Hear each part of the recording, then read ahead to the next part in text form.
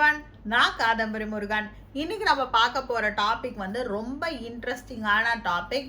இன்னைக்கு நம்ம என்ன டாபிக் பத்தி பார்க்க போறோம்னா ஆரானா என்ன அப்படின்னு பார்க்க போறோம். அதுக்கப்புறம் ஆராவை எப்படி நம்ம பெருக்கலாம் அப்படின்னு பார்க்க போறோம். ஃபர்ஸ்ட் ஆராவோட ஹிஸ்டரியை பார்க்க போறோம். அதுக்கப்புறம் இந்த ஆராவை நம்ம எப்படி பெருத்து வச்சுக்கலாம், நிறைய பெருசாக்கிக்கலாம், பாசிட்டிவாக எப்படி நம்ம ஆராவை வச்சுக்கலாம் அப்படிங்கிறத பற்றிலாம் தான் நம்ம இந்த வீடியோவில் பார்க்க போகிறோம். ஸோ ஃபஸ்ட்டு வந்து ஆரா அப்படிங்கிற வேர்டோட எட்டிமாலஜி என்ன, அதாவது எப்படி இந்த ரூட் வேர்டு வந்து எப்படி வந்துச்சு அப்படின்னு பார்த்தோன்னா, ஆராங்கிற வேர்டோட ஆரிஜின் வந்து லாட்டின் மொழியிலையும் கிரீக்க மொழியிலேருந்தும் வந்திருக்கு. இதோட மீனிங் என்ன அப்படின்னு பார்த்தீங்கன்னா விண்டுனா நம்ம காற்று அண்ட் நம்மளோட மூச்சு காற்று இதெல்லாம் தான் வந்து ஆரா அப்படின்னு சொல்லுவாங்க. ஸோ ஆக்சுவலாக நம்ம ஆரா அப்படின்னா என்ன அப்படின்னு பார்த்தோம்னா, நம்மளோட இந்த உலகத்தில் இருக்கிற எல்லா பொருள் மேலேயும் ஒரு சக்தி இருக்குது, அதாவது ஒரு எனர்ஜி ஃபீல்டு இருக்குது அப்படிங்கிறது தான் அப்படிங்கிற கான்செப்ட் தான் இந்த ஆரா. ஸோ இப்போ நம்ம உடம்பை சுற்றியும் எனர்ஜி ஃபீல்டு இருக்குது. இதை வந்து நம்ம யோகிக் டேர்மில் என்ன சொல்லுவோம் அப்படின்னு பார்த்தீங்கன்னா பிராண சரீரம் அப்படின்னு சொல்லுவோம், அதாவது பிராணிக் பாடி அப்படின்னு நம்ம இங்கிலீஷில் சொல்லுவோம். ஸோ பிராரா இன்னும் வந்து தெளிவாக பார்க்கணுன்னா நம்ம வேதாத்ரியம் அப்படிங்கிற ஒரு கான்செப்ட், வேதாத்ரி மகரிஷியோட கான்செப்டில் என்ன அப்படின்னு பார்த்தோன்னா பயோமேக்னட்டிசம் அப்படின்னு இங்கிலீஷில் சொல்லுவார். ஸோ இதை வந்து தமிழில் ஜீவகாந்தம் அப்படின்னு சொல்லுவாங்க. ஸோ இந்த ஜீவகாந்தம் ஜாஸ்தியானா நம்மளோட ஆரா பெருசாகும். அதே தான் அந்த ஆரா, பயோமேக்னட்டிசம், இந்த பிராணிக் பாடி இதெல்லாம் ஒன்று தான். ஸோ ஆராங்கிறது என்ன அப்படின்னு பார்த்தோன்னா ஒரு எனர்ஜி ஃபீல்டு நம்மளை சுற்றி இருக்குது. நம்மளை மட்டும் சுற்றி இல்லை, இந்த உலகத்தில் இருக்கிற எல்லா பொருள் மேலேயும் ஒரு எனர்ஜி ஃபீல்டு இருக்குது. அந்த எனர்ஜி ஃபீல்டை தான் நம்ம ஆரா அப்படின்னு சொல்கிறோம். ஹியூமன் பாடியை சுற்றி இருக்கிற எனர்ஜி ஃபீல்டு பேர் யோகிக் டேர்மில் பிராணிக் பாடி ஆர் பிராண சரீரம். அதே வந்து நம்ம டெக்னிக்கலாக ரொம்ப கரெக்டாக சொல்லணும்னா பயோமேக்னட்டிசம் ஆர் ஜீவகாந்தம், இதுதான் வந்து ஆரா அப்படின்னு சொல்கிறோம். ஸோ இப்போ இந்த ஆராவை நம்மளால் கண்ணால் பார்க்க முடியுமா அப்படின்னு கேட்டிங்கன்னா எஸ் முடியும். சில பயிற்சிகள் இதுக்குன்னு ஸ்பெசிஃபிக்காக இருக்குது, அதெல்லாம் பண்ணோன்னா நம்மளோட ஆராவை நம்ம பார்க்கலாம். பட் வந்து ஜென்ரலாக பார்த்தோன்னா ஒரு நேச்சுரலாக ஒரு கண்களால் நம்ம ஆராவை பார்க்க முடியாது. இது வந்து ரொம்ப சிம்பிளாக சொன்னோன்னா, ஒரு விளக்கு ஏற்றுறோன்னா அந்த விளக்கோட அந்த டிப்பு ஏற்றுறோம் இல்லையா, அதுக்கு மேலே ஒரு ஒளிவட்டம் தெரியும், அதுதான் ஆரா. அதாவது அது மாதிரி அதுக்கு மேலே ஒரு ஹேஸ் மாதிரி நம்மளுக்கு தெரியும் இல்லையா, அதுதான் ஆரா அப்படின்னு சொல்லிக்கலாம். இப்போ வந்து நீங்கள் கேலண்டர் பார்க்குறீங்க இல்லை கடவுளோட படங்கள்லாம் பார்க்கும்போது அவங்க பின்னாடி ஒரு ஒளிவட்டம் தெரிகிற மாதிரி நம்மளுக்கு வரைஞ்சிருப்பாங்க, அந்த ஒளிவட்டம் தான் ஆரா. ஸோ ஆராவை கண்களால், நம்மளோட வெறும் கண்களால் ஆரா நம்மளுக்கு தெரியாது, அதுதான் உண்மை. பார்க்க ட்ரை பண்ணலாம். ஒரு சின்ன ஹேஸ் மாதிரி நம்மளுக்கு ஒரே இடத்த ஃபோக்கஸ் பண்ணி பார்த்தோன்னா கிடைக்கும். இந்த sky yoga, that is simplified kundalini yoga பண்ணுறவங்க வந்து இந்த மிரர் கேசிங்னு ஒன்று பண்ணுவாங்க, அதாவது கண்ணாடி பயிற்சி. இந்த கண்ணாடி பயிற்சியில் நம்மளோட ஆராவை நம்ம பார்க்க முடியும். ஆனால் அதுக்கு வந்து நிறைய ப்ராக்டிஸ் வேணும், அதுக்கு ஒரு டெக்னிக்கலாக கரெக்டாக ப்ராப்பரான கைடன்ஸ் வேணும், ப்ராப்பரான குரு வேணும், கரெக்டாக போய் நம்ம அங்கே கற்றுக்கணும். ஸோ உங்களுக்கு ஆராவை பார்க்கணுன்னா இங்கே போய் நீங்கள் கற்றுக்கலாம். ஸோ இந்த ஹிஸ்ட்ரி ஆஃப் ஆரா என்ன அப்படின்னு பார்த்தோன்னா, இது வந்து 1939 சீமன் கிர்லின் அப்படிங்கிறவர் வந்து, நான் கரெக்டாக ஸ்பெல் பண்ணுறானா தெரியல, பட் ஆனால் நான் வந்து கரெக்டாக அவரோட பேரை கீழே போட்டுடுறேன். ஸோ அவர் வந்து அவரோட ஃபிங்கரை ஒரு கேமராவில் ஆக்சிடென்டலாக ஒரு கேமராவில் வந்து ஃபோட்டோ எடுக்கிறாரு. அதை சுற்றி வந்து ஒரு விதமான light, that is different colours of லைட்டை அவர் பார்க்குறாரு. ஸோ இதுதான் வந்து ஆராவோட ஆரிஜின். இதுக்கு முன்னாடிலாம் இது போயிட்டு தான் இருந்தது, பட் இதுதான் வந்து ஒரு பர்ஃபெக்டாக ஒரு எலக்ட்ரோ ஃபோட்டானிக் இமேஜாக நம்மளுக்கு கிடச்சிது. ஸோ இப்போ வந்து அதுக்கப்புறம் இதை வந்து கிரில்லியன் கேமரா அப்படின்னு சொல்லிட்டு அதை அவர் ரெக்கார்டும் பண்ணுறாரு, அதை வந்து ஒரு லைஃப் ஃபோர்ஸ் எனர்ஜி அப்படின்னு சொல்லிட்டு ரெக்கார்ட் பண்ணுறாரு. இதுக்கப்புறம் நிறைய டிவைசஸ் வந்துச்சு. ஸோ கேஸ் டிஸ்சார்ஜ் டிவைஸ்னு ஒன்று வந்தது. அதுக்கப்புறம் வந்து பாலி கான்ட்ராஸ்ட் இன்டர்ஃபேஸ் ஃபோட்டோகிராஃபின்னு ஒன்று வந்தது. அப்புறம் எனர்ஜி ஸ்கேனிங்னு ஒரு டிவைஸ் வந்தது. இப்போ லேட்டஸ்டாக இருக்கிறது வந்து எனர்ஜி ஃபீல்ட் இமேஜிங் அப்படிங்கிற ஒரு டெக்னாலஜியாக நம்மளுக்கு இப்போ வந்திருக்கு. ஸோ இந்த எலக்ட்ரோ ஃபோட்டானிக் இமேஜிங் இதை யூஸ் பண்ணி தான் நம்ம ஆராவை நம்ம ஃபோட்டோ எடுத்து நம்மளுக்கு காமிப்பாங்க. இதை வச்சு வந்து நிறையா ஹீலிங் பண்ணுறாங்க. இது வந்து alternate medicine, that is allopathy இல்லாத மற்ற மெடிசனில் இதை யூஸ் பண்ணி டிசீஸை வந்து ஹீல் பண்ணுறதுக்கு இது ஹெல்ப்ஃபுல்லாக இருக்குதுன்னு சொல்கிறாங்க. அண்ட் இதில் நிறைய ரிசர்ச் ஒர்க் போயிட்டுருக்கு. யோகா இன்டர்வென்ஷனோட இந்த ஃபோட்டோஸ் எடுத்து யோகா பண்ணி முடித்த உடனே அவங்களோட ஆரா எப்படி மாறுது, மெடிடேஷன் பண்ணி முடித்தோம்னா அவங்களோட ஆரா எப்படி மாறுதுங்கிற ரிசர்ச் எல்லாம் நிறைய போயிட்டுருக்கு.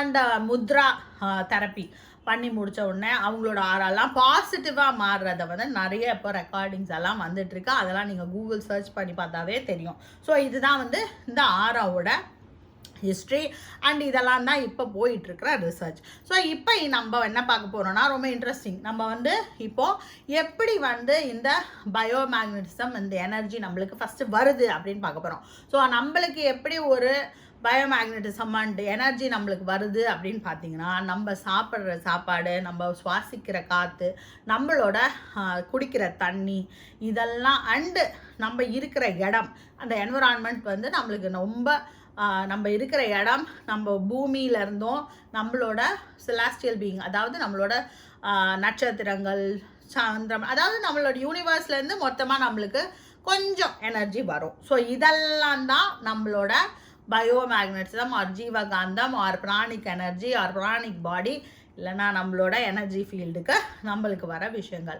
ஸோ இந்த வர பயோமேக்னட்டிசம் ஆர் வர இந்த மேக்னட்டிசம் பயோமேக்னட்டிசம் ஒரு எனர்ஜி ஃபீல்டு வந்து எதுக்கெல்லாம் நம்மளுக்கு யூஸ் ஆகுது அப்படின்னு பார்த்தோம்னா, இதை வச்சு தான் நம்மளோட மொத்த இயக்கமே இந்த உலகத்தில் நடக்குது. தட் இஸ் நம்ம உயிரோடு இருக்கிறதுக்கு காரணமே இதுதான்.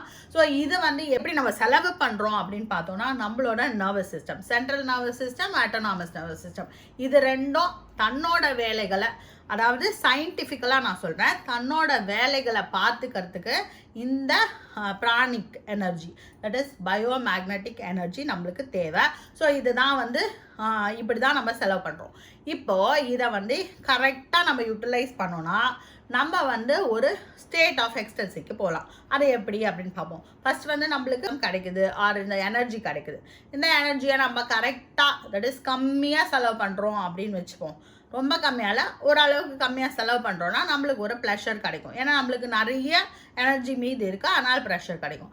இதே எனர்ஜியை நம்ம வந்து ஜாஸ்தி செலவு பண்ணுறோம், தட் இஸ் நிறைய வேலை பார்க்குறோம், நிறைய யோசிக்கிறோன்னா நம்மளுக்கு வந்து எனர்ஜி வந்து குறையும்.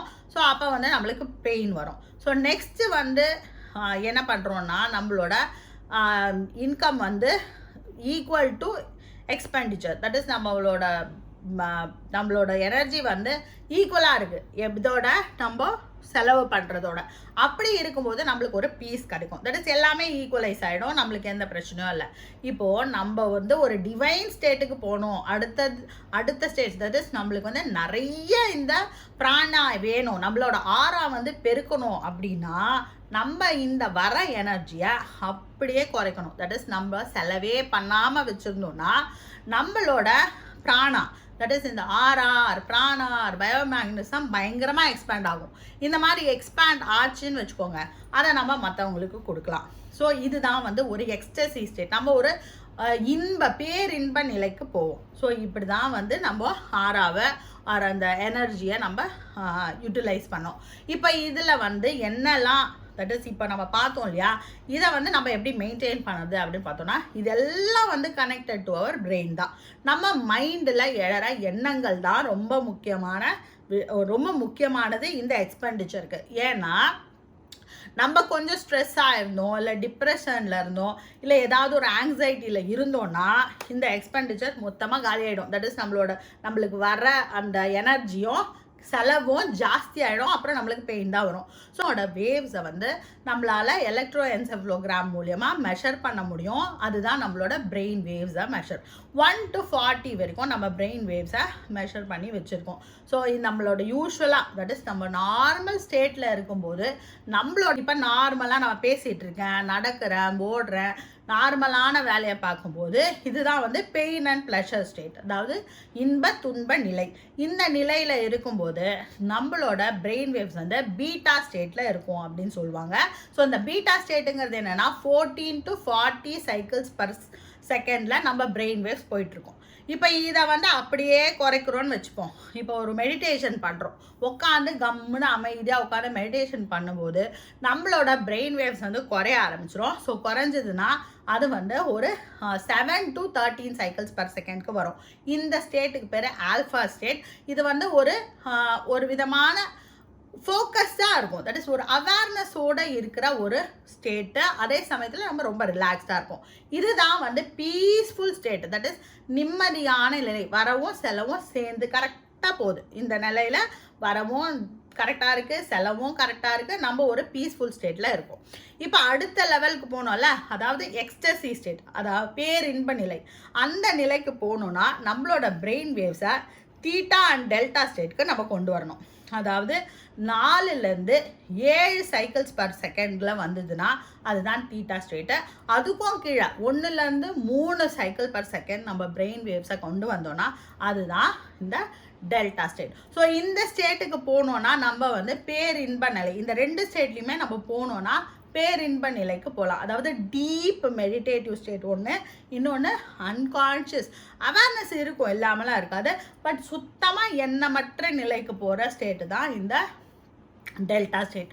ஸோ இப்போ இதை மாதிரி நம்ம மைண்டை வச்சுக்கிட்டோன்னு வச்சுக்கோங்க, நம்மளுக்கு வந்து எந்த ஒரு எண்ணமற்ற நிலையில் இருந்தோன்னா நம்மளோட ஆரா, நம்மளோட பயோமேக்னட்டிசம் எல்லாமே ஜாஸ்தியாகும் அண்ட் நம்ம பாசிட்டிவான பர்சனாக மாறுவோம். ஸோ இந்த மாதிரி பாசிட்டிவாக இருக்கிற பர்சனாக மாறிட்டோன்னா நம்மளை சுற்றி இருக்கிறவங்க, தட் இஸ் நம்ம கிட்ட வர்றவங்களும் அதே பாசிட்டிவிட்டியாக அனுபவிப்பாங்க. இதை தான் நீங்கள் வந்து மற்ற ஒரு சிலரை பார்த்தீங்கனாலோ ஒரு சிலரோட நம்ம பேசினாலோ அவங்களோட ஆரா நம்மளை கனெக்ட் பண்ணி, தட் இஸ் அவங்களோட பயோமேக்னட்டிசம்குள்ளே நம்ம போய்டுவோம். ஜீவகாந்தத்துக்குள்ளே நம்ம போனோன்னா நம்மளும் அவங்கள மாதிரியே ரொம்ப சந்தோஷமாக இருக்கிறத நம்ம உணர முடியும். இதுவே ரொம்ப ஒன்றுமே இல்லை, அவங்கக்கிட்ட ஒரு பயோமேக்னட்டிசமே இல்லை, ரொம்ப நெகட்டிவாக இருக்காங்க அப்படின்னா உங்களோட அந்த பயோமேக்னட்டிசம் ஆர் உங்களோட அந்த பிராணாவையும் அவங்க எடுத்துக்கிட்டாங்கன்னா நம்ம ரொம்ப டல்லாக ஃபீல் பண்ணுவோம். இது வந்து ஒரு டெத்து நடந்த ஒரு வீட்டுக்கு நம்ம போனோம்னா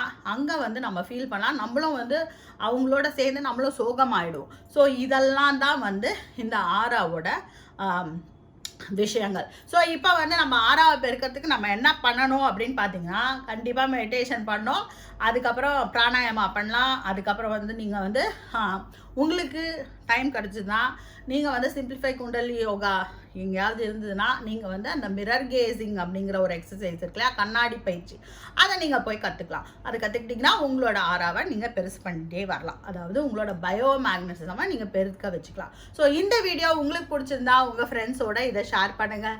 இதே மாதிரி அடுத்தடுத்த வீடியோஸை நீங்கள் பார்க்கறதுக்கு இந்த சேனலை சப்ஸ்கிரைப் பண்ணுங்கள். Be happy, make others happy. வாழ்க வளமுடன்.